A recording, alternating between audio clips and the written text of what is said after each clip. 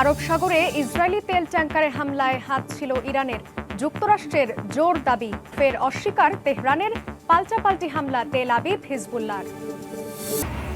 Delta ছড়িয়ে পড়ায় যুক্তরাষ্ট্রে আবারও আশঙ্কাজনক হারে বাড়ছে করোনা সংক্রমণ। 6 মাসে সর্বোচ্চ। ব্রিটেনে নতুন করে আক্রান্ত বাড়ায় উদ্বেগ। এবং দালালের চক্রান্তে ইউরোপে যাওয়ার ফাঁদে পা দিয়ে মাল্টার কারাগারে 1.5 শতাধিক বাংলাদেশি। 7 মাস ধরে বন্দীদের মুক্ত করতে সরকারের সঙ্গে প্রবাসী নেতাদের বৈঠক।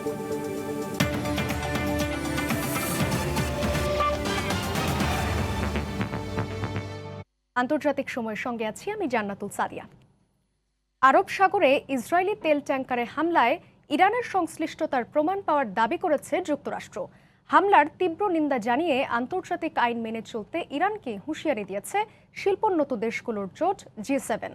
তবে আবারও হামলার দায় অস্বীকার করেছে ইরান। এদিকে ইরানের সঙ্গে পশ্চিমাদের তুমুল উত্তেজনার মধ্যেই ইসরায়েল লেবানন সীমান্তে পাল্টাপাল্টি বিমান ও রকেট হামলা চালিয়েছে ইসরায়েল ও ইরান সমর্থিত হিজবুল্লাহ গোষ্ঠী। ওমান উপসাগরে ইসরায়েলি থনকুবেরের তেলবাহী ট্যাংকারে হামলার ঘটনায় ইরানের সঙ্গে যুক্তরাষ্ট্র ও পশ্চিমা দেশগুলোর উত্তেজনার পারদ ক্রমেই বাড়ছে। ইসরায়েল পরিচালিত এমটি মার্সার স্ট্রিটের ওই জাহাজে হামলায় এক ব্রিটিশ ও এক রোমানীয় নাগরিক নিহত হন। গত সপ্তাহের এ হামলার জন্য শুরু থেকেই ইরানকে দায়ী করে আসছে ইসরায়েল। এবার যুক্তরাষ্ট্র দাবি করেছে ইরানই মার্সার স্ট্রিটে হামলা চালিয়েছে। মার্কিন প্রতিরক্ষা দফতরের তদন্তে এর প্রমাণ পাওয়া গেছে বলেও দাবি তাদের। 30 জুলাই মার্সার স্ট্রিটে মানুষবিহীন বিমান থেকে যে হামলা চালানো হয়েছে তাতে এটা পরিষ্কার এই হামলার সঙ্গে ইরান জড়িত। G7 এর সবগুলো দেশ বাণিজ্যিক জাহাজের নিরাপত্তা নিশ্চিতে অঙ্গীকারাবদ্ধ। এটি ইরানের উদ্দেশ্যমূলক হামলা। আমরা এই হামলার তীব্র নিন্দা জানাই। ইরানের প্রতি আমাদের আহ্বান থাকবে তারা যেন এই ধরনের হামলা থেকে বিরত থাকে। একই সঙ্গে জাতিসংঘ ও আন্তর্জাতিক সব নিয়ম কানুন ইরান মেনে চলবে। যুক্তরাষ্ট্রের পাশাপাশি শিল্পোন্নত দেশগুলোর জোট G7ও ইরানের এই হামলার তীব্র নিন্দা জানিয়েছে। শুক্রবার জোটের এক যৌথ বিবৃতিতে বলা হয়, আরব সাগরে ইরানের এ ধরনের আগ্রাসী আচরণের কারণে অঞ্চলটির শান্তি ও স্থিতিশীলতা মারাত্মক হুমকির মুখে ফেলেছে। তেল ট্যাংকারে হামলায় যে ধরনের প্রমাণ পাওয়া গেছে তাতে নিঃসন্দেহে ইরানকে দায়ী করা যায় বলেও উল্লেখ করে জোটটি। আন্তর্জাতিক সময় আরও থাকছে। ভারতের পশ্চিমবঙ্গে উপনির্বাচন কেন্দ্র করে তৃণমূল বিজেপি বাগযুদ্ধ তুঙ্গে। অক্টোবরের ভোটে জয়ী না হলে মুখ্যমন্ত্রীর পদ ছাড়তে হবে মমতাকে।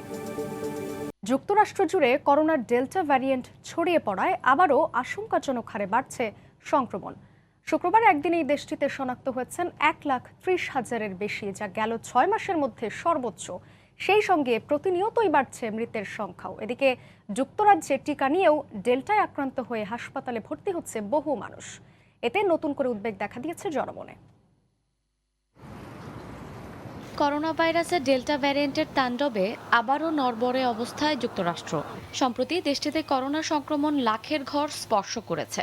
গেল 7 দিনে গড়ে প্রতিদিন শনাক্তের সংখ্যা প্রায় 95,000। তাদের মধ্যে 80% বেশি ভারতীয় ভ্যারিয়েন্টে আক্রান্ত। ডেল্টা ভ্যারিয়েন্টের সংক্রমণ যেভাবে হু হু করে বেড়ে চলেছে তাতে আগামী কয়েক সপ্তাহের মধ্যে যুক্তরাষ্ট্রের দৈনিক আক্রান্তের সংখ্যা 2 লাখ ছাড়িয়ে যেতে পারে বলে আশঙ্কা করছেন বিশ্লেষকরা। দেশটির কোভিড-19 রেসপন্স টিমের তথ্য অনুসারে করোনায় গুরুতর আক্রান্তদের মধ্যে 97%ই টিকা না নেওয়া। যুক্তরাষ্ট্রের দক্ষিণাঞ্চলীয় অঙ্গরাজ্যগুলোতে টিকাদানের হার কম হওয়ায় সেখানে পরিস্থিতি দিনকে দিন ভয়াবহ রূপ নিচ্ছে। ফ্লোরিডায় অন্যান্য অঙ্গরাজ্যের তুলনায় শিশুদের হাসপাতালে ভর্তি হওয়ার সংখ্যাই বেশি। গেল সপ্তাহে টেক্সাস, ফ্লোরিডা ও লুইজিয়ানাতে শনাক্তের হার ছিল সর্বোচ্চ। লুইজিয়ানা ও আরাকানসাসেও প্রায় রেকর্ড সংখ্যক করোনা রোগী হাসপাতালে ভর্তি হয়েছেন। এদিকে অতি সংক্রামক ডেল্টা ভ্যারিয়েন্টে জবুথবু অবস্থা যুক্তরাজ্যের। টিকা নিয়েও শত শত মানুষ হাসপাতালে ভর্তি হচ্ছেন। সম্প্রতি যুক্তরাজ্যের গণস্বাস্থ্য বিভাগ জানিয়েছে, করোনার এই ভারতীয় ভ্যারিয়েন্ট এতটাই শক্তিশালী যে যারা টিকা গ্রহণ করেছেন তারাও এর দ্বারা আক্রান্ত হতে পারেন। যুক্তরাজ্যে হাসপাতালে ভর্তি হওয়া রোগীদের 55.1% টিকা নেননি, আর 34.9% করোনা টিকার 2টি ডোজ নিয়েছেন। শায়লা রহমান, ইমা, সময় সংবাদ। দালালদের খপ্পরে পড়ে ইউরোপে যাওয়ার ব্যর্থ স্বপ্ন দেখে মাল্টার কারাগারে প্রায় 7 মাস ধরে বন্দি জীবনযাপন করছেন 165 জন বাংলাদেশি। সবশেষ শুক্রবার মাল্টার ইমিগ্রেশন পুলিশ আরও 10 বাংলাদেশিকে আটক করে। ওই দেশের আইন অনুযায়ী কমপক্ষে 6 মাস জেল জরিমানা হতে পারে তাদের। জুমানা মাহমুদের রিপোর্টে বিস্তারিত। ভূমধ্যসাগর পাড়ি দিয়ে ইউরোপে প্রবেশকালে মাল্টার জলসীমা থেকে প্রায় 7 মাস আগে গ্রেপ্তারকৃত 165 জন বাংলাদেশি এখনও মাল্টার কারাগারে বন্দী। তারা রাজনৈতিক আশ্রয় প্রার্থনা করে ব্যর্থ হয়েছেন। আপিলেও খারিজ হয়েছে তাদের আবেদন। এতে অনিশ্চয়তায় পড়েছে তাদের ভবিষ্যৎ। কারাগারে বন্দী বাংলাদেশিদের মুক্তির ব্যাপারে অল ইউরোপিয়ান বাংলাদেশ অ্যাসোসিয়েশন আইবা গত মাসে মাল্টার স্বরাষ্ট্র মন্ত্রণালয়ের পার্মানেন্ট সেক্রেটারি কেভিন মাহনে সহ ঊর্ধ্বতন কর্মকর্তাদের সাথে এক বৈঠক করেন। ওই বৈঠক সফল হয়েছে উল্লেখ করে সংগঠনের মহাসচিব কাজী এনায়েতুল্লাহ আটককৃত বাংলাদেশিদের মুক্তির ব্যাপারে আশা প্রকাশ করেন। যারা এখন বন্দী আছেন মাল্টারি কারাগারে তারা নিশ্চিত থাকেন আপনারা তাদের বের করার জন্য আমরা সর্বোচ্চ প্রচেষ্টা করব। এই বিষয়ে সংগঠনটি মাল্টায় এক সংবাদ সম্মেলনের আয়োজন করে। তাদের পাশে দাঁড়ানোর জন্য যে সমস্ত ভূমিকাগুলি আমাদের থাকতে পারে সেই বিষয়গুলি আমরা এই অথরিটিকে বলেছি। আমাদের আইবার পক্ষ থেকে একজন বিজ্ঞ আইনজীবী নিয়োগ দেওয়া হয়েছে, উনি এই ব্যাপারটা নিয়ে কাজ করছেন। আটক হওয়া বাংলাদেশিরা সহসায় মুক্তি পাবে না বলে মনে করছেন মাল্টায় বসবাসরত প্রবাসী বাংলাদেশিরা। সে দেশের আইন অনুযায়ী তাদেরকে কমপক্ষে 6 মাস কারাভোগ করতে হতে পারে। একটি দালাল চক্রের মাধ্যমে গ্রেফতারকৃতরা পাকিস্তানি ভুয়া পাসপোর্ট এবং ভিসা নিয়ে ইতালি পাড়ি জমানোর চেষ্টা করছিল। জুমানা মাহমুদ, সময় সংবাদ, মাল্টা। ভারতের পশ্চিমবঙ্গে উপনির্বাচন নিয়ে ক্ষমতাসীন তৃণমূল কংগ্রেস ও বিরোধী বিজেপি নেতাদের মধ্যে চরম বাকযুদ্ধ শুরু হয়েছে। অক্টোবরের শেষ সপ্তাহের মধ্যে উপনির্বাচনে জয়ী না হলে মুখ্যমন্ত্রীর পদ ছাড়তে হবে মমতা বন্দ্যোপাধ্যায়কে। তাই অক্টোবরের আগেই উপনির্বাচনের তাগিদ দিতে শুরু করেছে তৃণমূল কংগ্রেস। অন্যদিকে করোনার দোহাই দিয়ে নির্বাচন চায় না বিজেপি নেতৃত্ব। এ নিয়েই দুপক্ষের দ্বন্দ্ব তুঙ্গে উঠেছে। কলকাতা থেকে বিস্তারিত জানাচ্ছেন সুব্রত আচার্য। ভারতের পশ্চিমবঙ্গ বিধানসভা নির্বাচনের 17তম আয়োজনে মেদিনীপুর জেলার নন্দীগ্রাম আসন থেকে তৃণমূল কংগ্রেসের প্রার্থী হয়ে প্রতিদ্বন্দ্বিতা করেছিলেন খোদ দলটির সভানেত্রী ও প্রতিষ্ঠাতা মমতা বন্দ্যোপাধ্যায়। 1 এপ্রিল অনুষ্ঠিত ভোট গ্রহণের ফল প্রকাশ হয় 2 মে। এতে দেখা যায় তার নিকটতম প্রতিদ্বন্দ্বী বিজেপি নেতা শুভেন্দু অধিকারীর কাছে প্রায় 2000 ভোটে হেরে যান মমতা। ভারতের সংবিধানের জনপ্রতিনিধিত্ব আইনে বলা হয়েছে সরাসরি বিধায়ক নির্বাচিত না হয়েও মুখ্যমন্ত্রী কিংবা যে কোনো মন্ত্রী প্রতিমন্ত্রী হিসেবে শপথ নিতে পারবেন যে কেউ, কিন্তু তাকে শপথ নেয়ার 180 দিন বা 6 মাসের মধ্যে নির্বাচিত হয়ে আসতে হবে, নইলে পদত্যাগ করতে হবে তাকে। 5 মে মুখ্যমন্ত্রী হিসেবে শপথ নেয়ার পর কেটে গেছে প্রায় 3 মাস, বাকি আছে আর 3 মাস। তাই এখনই যে কয়েকটি আসন থেকে তৃণমূল বিধায়করা পদত্যাগ করেছেন কিংবা বিধায়কের মৃত্যুতে ভোট হয়নি, সেই আসন থেকে উপনির্বাচনের দাবিতে সরব হয়েছে তৃণমূল নেতৃত্ব। 7টি কেন্দ্রের বিধানসভা, পশ্চিমবঙ্গ বিধানসভার নির্বাচনের দাবি আমরা করেছি। তবে বিজেপি এক্ষেত্রে কঠোর অবস্থান নিয়েছে। রাজনৈতিকভাবে তৃণমূলকে কোণঠাসা করতে চলমান করোনা পরিস্থিতিকে সামনে এনে উপনির্বাচনের বিরুদ্ধে অবস্থান নিয়েছে তারা। মুখ্যমন্ত্রী এখন থার্ড ওয়েভ নিয়ে কিছুই বলছেন না। ওনার তো এখন একমাত্র চিন্তা আছে যে কুর্সি থাকবে কি থাকবে না, আর যদি কুর্সির উপরে থাকতে হয় তাহলে তো ইলেকশন জিততে হবে। সেই জন্য এখন একটু পরে বলছেন দেখুন 1%-এ এসে গেছে করোনা। কোথায় 1% আছে? পেপারগুলো দেখান। দক্ষিণ কলকাতার ভবানীপুর থেকে তৃণমূল নেতা ও প্রাক্তন বিদ্যুৎ মন্ত্রী শোভনদেব চট্টোপাধ্যায় বিধায়ক নির্বাচিত হয়েছিলেন। মমতা একই আসনের প্রার্থী হবেন বলেই ওই নেতা বিধায়ক পদ থেকে সম্প্রতি ইস্তফাও দিয়েছিলেন। সুব্রত আচার্য, সমসংবাদ, পশ্চিমবঙ্গ, ভারত। 2022 সাল থেকে ব্রিটেনের পাশাপাশি বিশ্বের 62 দেশের নাগরিকদের ইউরোপের সেনজেন জোনে প্রবেশ করতে ভিসার অনুমোদন নিতে হবে। এক্ষেত্রে তাদেরকে 7 ইউরো ভিসা ফি পরিশোধ করতে হবে এবং ভিসার মেয়াদ হবে 3 বছর। ব্রেক্সিট পরবর্তীতে যুক্তরাজ্যের নাগরিকদের জন্য এটিকে ইউরোপের তরফ থেকে প্রথম ধাক্কা বলে মনে করছেন বিশেষজ্ঞরা। বিস্তারিত ইতালি প্রতিনিধি মাকসুদ রহমানের রিপোর্টে। বিশ্বের প্রায় 62 দেশের নাগরিকরা কোনো ভিসা ছাড়া ইউরোপের সেনজেনভুক্ত 26টি দেশে প্রবেশ করে 3 মাস পর্যন্ত সেখানে বসবাস করতে পারেন। কিন্তু সম্প্রতি ইউরোপীয় কমিশন একটি বিল পাশ করেছে। এতে 2022 সালের গ্রীষ্মের পর থেকে ব্রিটেন সহ মোট 62 দেশের নাগরিকদের সেনজেন জোনে প্রবেশ করতে অনুমোদন নিতে হবে। শুধু তাই নয়, এই জন্য 7 ইউরো ভিসা ফিও পরিশোধ করতে হবে ভ্রমণকারীদের। ভিসার মেয়াদ হবে 3 বছর এবং মাল্টিপল। এক্ষেত্রে একবার প্রবেশের পর সর্বোচ্চ 3 মাস পর্যন্ত সেনজেন জোনে অবস্থান করা যাবে। প্রয়োজনে আরো 3 মাস ভিসার মেয়াদ বাড়াতে পারবেন ভ্রমণকারীরা। তবে শতকরা 95% ভিসা অনলাইনে সহজে প্রদান করবে ইউরোপের ভ্রমণ তথ্য ও অনুমোদন সংস্থা ইতিহাস। এই প্রক্রিয়ায় গুরুত্বপূর্ণ দেশ যুক্তরাষ্ট্র, যুক্তরাজ্য, কানাডা, জাপান, দক্ষিণ কোরিয়া, সিঙ্গাপুর, অস্ট্রেলিয়া ও নিউজিল্যান্ডের নাগরিকরাও ইউরোপের সেনজেনভুক্ত জোনে প্রবেশ করতে হলে ইতাসের অনুমোদন নিতে হবে।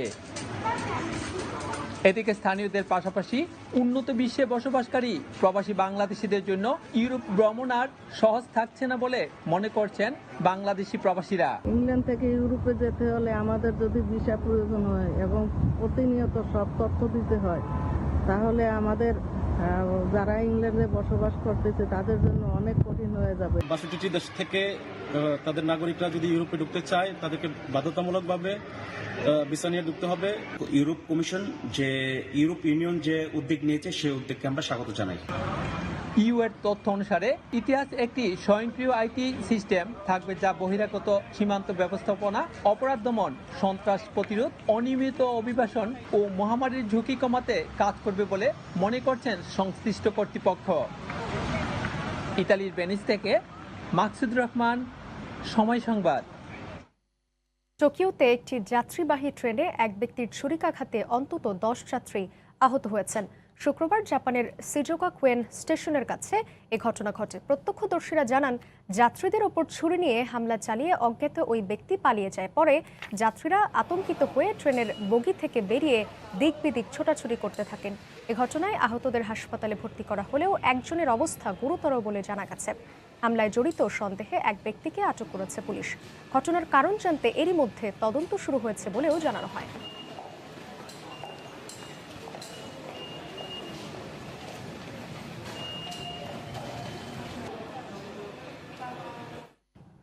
সরকার করোনা সংক্রমণ রোধে নতুন করে বিধিনিষেধ জারি করেছে কাতার সরকার। শুক্রবার দেশটিতে আক্রান্তের সংখ্যা 200 ছাড়িয়ে যাওয়ায় কড়াকড়ি তুলে নেওয়ার সিদ্ধান্ত থেকে সরে আসে দেশটির স্বাস্থ্য মন্ত্রণালয়। কাতার থেকে আনোয়ার হোসেন মামুনের তথ্য ও ছবি নিয়ে রিপোর্ট। করোনা সংক্রমণ রোধে দীর্ঘদিন ধরে বিধিনিষেধের বেড়াজালে আটকে ছিল কাতারবাসী। সংক্রমণ কিছুটা কমে আসায় কয়েক ধাপে বিধিনিষেধ তুলে নেওয়ার ঘোষণা দেয় দেশটির সরকার। এরই ধারাবাহিকতায় শুক্রবার থেকে আরেক ধাপে শিথিলতার ঘোষণার কথা থাকলেও এদিন কাতারে করোনা আক্রান্তের সংখ্যা 200 ছাড়িয়ে যাওয়ায় ভেস্তে যায় সেই পরিকল্পনা। হঠাৎ করোনা শনাক্তের হার বেড়ে যাওয়ায় আগস্ট জুড়ে আবারও বিধিনিষেধ জারি করেছে দেশটির সরকার। এদিকে করোনার ভারতীয় ধরনের বিস্তার রোধে সচেতন প্রবাসীরাও। করোনার বিধিনিষেধ আজকে থেকে কিছুটা শীতল হলেও প্রবাসী বাংলাদেশি ভাইদেরকে অনুরোধ করব বাইরে হইলে মাস্ক পরিধান করার জন্য। কাতারের করোনা নিষেধাজ্ঞা 30 জুলাই প্রত্যাহার করার কথা থাকলেও তা করা হয়নি নতুন আক্রান্তের সংখ্যা বেড়ে যাওয়ায়। তবে কিছু নিষেধাজ্ঞা প্রত্যাহার করা হয়েছে, তা আমরা কিছুটা স্বস্তি পাচ্ছি। কাতারে গণহারে করোনার ভ্যাকসিন প্রয়োগের কারণে আক্রান্তের সংখ্যা কমতে থাকায় 3 ধাপে তুলে নেওয়া হয়েছিল কিছু বিধিনিষেধ। তবে হঠাৎ সংক্রমণ বাড়তে থাকায় উদ্বিগ্ন দেশটির সরকার। আর তাই বিধিনিষেধ পুরোপুরি প্রত্যাহারের আগ পর্যন্ত স্বাস্থ্যবিধি মেনে চলার তাগিদ সংশ্লিষ্টদের। সময় সংবাদ, কাতার।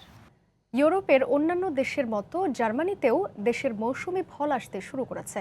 এতে খুশি প্রবাসী বাংলাদেশিরা। দেশটিতে বসবাসরত ক্ষুদ্র ব্যবসায়ীরা মনে করছেন এ ধরনের দেশীয় পণ্য রফতানিতে লাভবান হবে বাংলাদেশ। জার্মানির বার্লিন থেকে সহকর্মী বিটু বড়ুয়ার রিপোর্টে বিস্তারিত। দেশের মৌসুমি ফলের বাজার সম্প্রসারিত হচ্ছে ইউরোপে।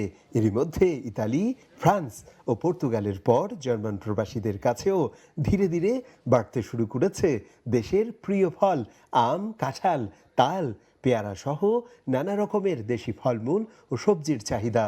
করোনার কারণে দীর্ঘদিন দেশে যেতে না পারা প্রবাসীরাও এসব দেশি ফল পেয়ে মহা খুশি। করোনার কারণে 2 বছর হয়ে গেল, তো আম, আমাদের জাতীয় ফল কাঁঠাল, তারপরে জাম, পেয়ারা, এগুলা পেয়ে খুব ভালো লাগছে। প্রবাসীদের চাহিদা পূরণের পাশাপাশি এই ধরনের মৌসুমি ফল রপ্তানিতে দেশের অর্থনৈতিক উন্নতিতে উল্লেখযোগ্য অবদান রাখবে বলেও আশাবাদী প্রবাসী ক্ষুদ্র ব্যবসায়ীরা। প্রবাসীরাও অনেকদিন যাবৎ দেশে যেতে পারছিল না, এই জন্য প্রবাসীরাও খুশি। এই জন্য আমরা বাংলাদেশ থেকে যেমন আম, তাল, লটকন, পেয়ারা এগুলি নিয়ে আসছি। দেশের অর্থনৈতিক মুদ্রা একটু বা দেশেরও লাভ হবে, প্রবাসীদের জন্য লাভ হবে। দেশের আরও অনেক ফল এসেছে, আপনারা উপভোগ করতে পারবেন। তবে বিদেশের চাহিদা মতো এসব কাঁচামাল পণ্যের গুণগত মান বজায় রাখতে না পারলে সম্ভাবনাময় দেশীয় মৌসুমি ফলমূল ও শাকসবজির বাজার চলে যেতে পারে অন্য কোনো দেশে। এতে দেশের রপ্তানি খাত ক্ষতিগ্রস্ত হবে বলেও মনে করছেন সংশ্লিষ্টরা। জার্মানি থেকে বিটু বড়ুয়া, সময় সংবাদ। 2030 সালের মধ্যে দেশে বিক্রিত গাড়ির অর্ধেক যাতে বিদ্যুৎ চালিত ও পরিবেশ বান্ধব হয় তা নিশ্চিতে সংশ্লিষ্টদের নির্দেশনা দিয়েছেন মার্কিন প্রেসিডেন্ট জো বাইডেন।